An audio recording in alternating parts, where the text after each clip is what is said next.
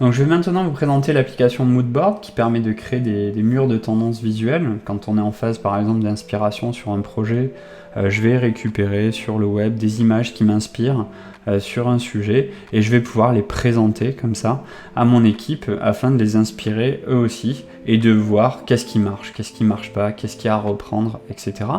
Donc on a conçu une application qui permet de faire ça assez simplement. Donc on rentre dans l'application Moodboard. Donc là j'ai travaillé par exemple dans le milieu de la banque. Je cherchais des images d'inspiration pour toutes les nouvelles applications qui sortent dans la banque et voir comment les néobanques communiquent. Donc je suis allé sur différents sites inspirants et j'ai récupéré les images et je les ai uploadées dans la plateforme. Donc là par exemple si je me rends sur le site N26 et que je décide de récupérer cette image qui est assez inspirante finalement et que je décide de l'uploader dans la plateforme, voilà, assez simplement je viens la rajouter dans la plateforme, je la place ici. Et ensuite, je peux décider de mettre certaines images plus en avant que d'autres. Donc, il suffit simplement de cliquer là, agrandir l'image ou non. Et ensuite, une fois que j'ai fini de compiler toutes mes images, je clique sur Aperçu et ça va me générer tout seul une mise en page assez esthétique, assez fun et dynamique, voilà, qui vous permet ensuite de présenter votre travail de façon assez professionnelle et sans forcément avoir des compétences de designer.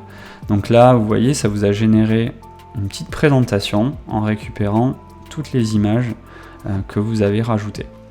Et donc, ensuite, vous avez la possibilité de changer le positionnement des images. Donc là, c'est un petit algorithme en fait qui vous propose différentes positions.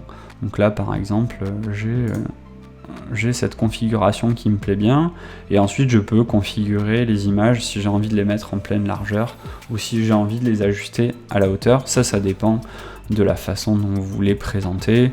Vous pouvez aussi recadrer vos images, les retoucher, voilà, si besoin, et ça va vous recadrer vos images. Voilà.